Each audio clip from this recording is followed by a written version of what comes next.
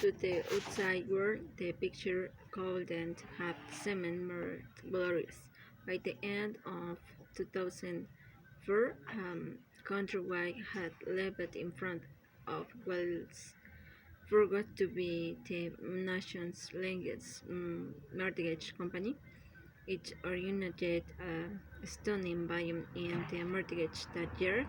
A year later, Countrywide originated almost in mortgage. Sample and other executives had taken to telling investors that Countrywide expected to originate $1 trillion worth of mortgage by 2010. They were all halfway there.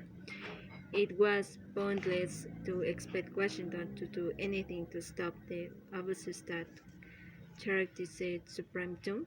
In addition to Newt Gingrich, the only people in Washington who seemed to care about the issue were Senator Paul Cervantes and Sheila Bair, the Assistant Secretary of the Treasury for Financial Institutions during the first few years of the Bush administration.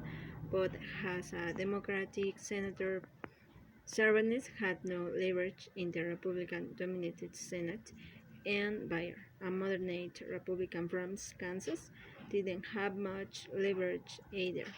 Realizing that pushing for new regulation was futile, she tried to get the industry to write a voluntary code of conduct for supreme lending. She chaired a big meeting that included America's Citibank, J.P. Morgan, Countrywide, and others, but that idea soon petering out the problems, say one former regulator. It's that they were all making too much money.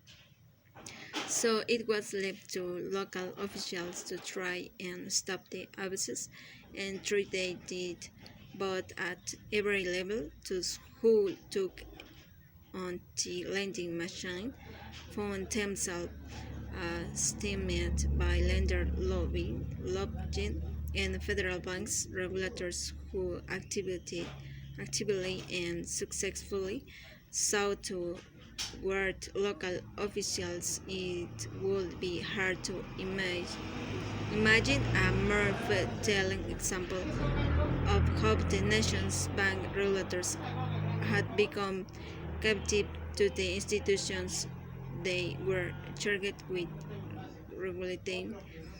Their Cleveland, which had been hit hard by the first subprime bubble and feared the consequence of a second bubble in 2001, the city council passed a law banning balloon payments and maintaining counseling for borrowers who were seeking certain loans.